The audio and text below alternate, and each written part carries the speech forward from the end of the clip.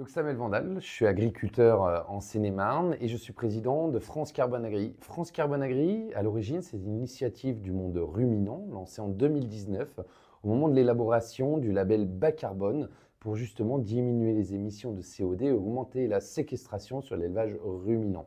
En 2022, réunis avec les grandes cultures pour avoir une méthodologie grande culture, nous avons fait le choix, avec 13 autres partenaires, de lancer la SAS, France Carbone Agri, et donc cette société économique qui a pour objectif d'accompagner les agriculteurs dans la transition tout en captant plus de CO2 et en diminuant les émissions de CO2. Et l'objectif de France Carbone Agri, c'est de rassembler l'ensemble de ces acteurs pour les valoriser sur un marché volontaire et ramener le maximum de la valeur aux agriculteurs.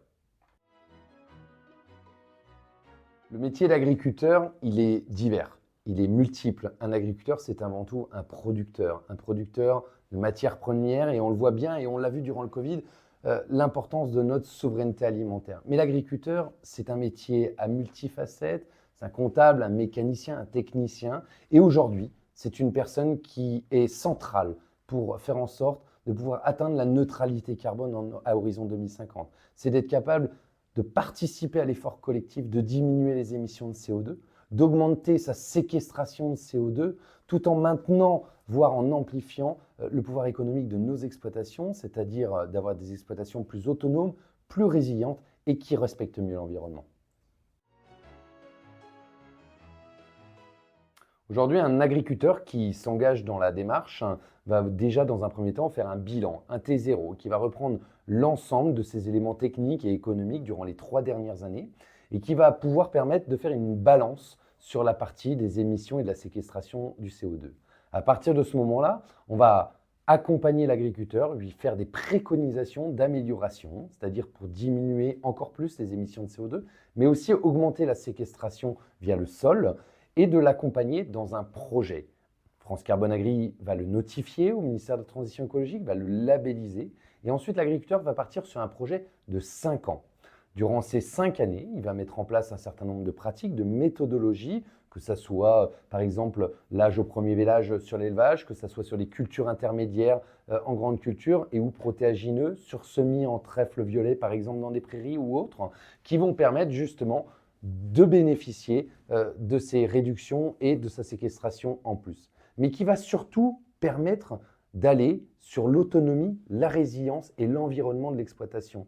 C'est-à-dire toujours faire plus avec autant, voire moins, et donc de consolider sa capacité économique sur son exploitation tout en ayant une rémunération des crédits carbone. Alors aujourd'hui, chez France Carbone Agri, on valorise l'ensemble des tonnes de CO2, qu'elles soient diminuées ou séquestrées en plus sur l'exploitation de chaque agriculteur auprès d'entreprises privées, issues du luxe, issues d'entreprises qui ont besoin de décarboner leur industrie ou tout simplement de pouvoir participer à la démarche RSE. Ce contrat, il est toujours signé entre l'acheteur final, France Carbone Agri, le développeur de projet qui accompagne l'agriculteur et l'agriculteur, avec une transparence sur l'ensemble de la chaîne. Point à date, nous vendons aujourd'hui des crédits carbone à hauteur de 40 € la tonne. Sur ces 40 € la tonne, 32 € viennent à l'agriculteur, 5 € reviennent au développeur de projet qui a accompagné l'agriculteur via son bilan et aussi dans le conseil, et 3 € à France Carbone Agri qui notifie, qui labellise et qui met en marché. Aujourd'hui, France Carbone Agri vraiment agit fortement sur la transparence et la traçabilité pour faire en sorte qu'à tout moment, les agriculteurs sachent combien ils peuvent gagner, mais aussi vis-à-vis de nos acheteurs d'avoir une transparence totale, savoir quel maillon a pris combien. Durant le projet des 5 ans de la labellisation du projet de France Carbone Agri, l'agriculteur va pouvoir être accompagné par un certain nombre d'acteurs qui soient techniques, économiques.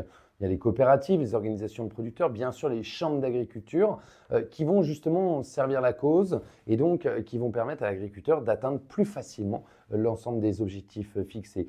Le financement de l'ensemble de cet accompagnement est souvent aidé par les conseillers régionaux, conseillers départementaux, mais aussi souvent dans des stratégies d'économie d'émissions de CO2 dans les filières. Et donc l'objectif, c'est de faire en sorte que ce service soit au maximum gratuit, ou tout du moins le moins coûteux possible pour l'agriculteur. C'est pour ça qu'aujourd'hui, l'enjeu de France Carbone Agri, elle est bien sûr sur la valorisation des crédits carbone, mais elle a un enjeu aussi politique avec l'ensemble des actionnaires de pouvoir influer sur une stratégie européenne et mondiale de diminuer diminution des émissions de CO2 et d'augmenter la séquestration de CO2. Parce qu'en fait, l'enjeu du changement climatique, du dérèglement climatique, c'est un enjeu planétaire, pas juste un enjeu français. Donc, l'objectif est de rejoindre aussi la stratégie de dire n'apportons pas l'agriculture que nous ne voulons pas. Les agriculteurs français sont prêts à faire plus à une condition d'avoir une rémunération digne de leurs produits, mais aussi de leurs pratiques. Et c'est tout l'enjeu de France Carbone Agri.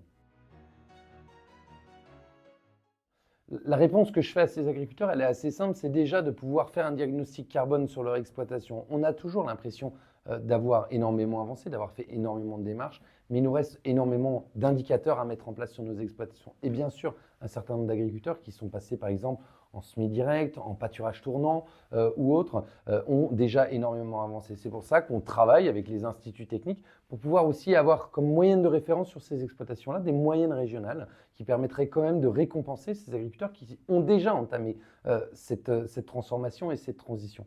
Le deuxième levier aussi est tout le travail qu'on a entamé sur la valorisation des co-bénéfices. Ces co-bénéfices, c'est entre autres celui le plus prégnant du côté de nos acheteurs et celui des co-bénéfices sur la biodiversité et d'être capable de donner une valeur à tous ces agriculteurs qui sont engagés dans un projet carbone, qui ont un effet positif sur la biodiversité, sur l'érosion, sur le stockage de l'eau, sur la réintroduction de biodiversité, de pouvoir valoriser, de mettre une valeur pour accompagner encore mieux les agriculteurs et financer la transition. C'est aussi un sujet chez France Carbone Agri, entre autres avec la mise en place d'une plateforme de projet, c'est-à-dire une plateforme où l'ensemble des conseillers et des agriculteurs vont pouvoir déposer l'ensemble des éléments, éviter de demander 50 fois le même document. Et c'est un enjeu très fort pour engager un maximum d'agriculteurs de pouvoir simplifier les démarches, d'engager aussi le gouvernement à simplifier les demandes pour engager un maximum d'agriculteurs dans la transition.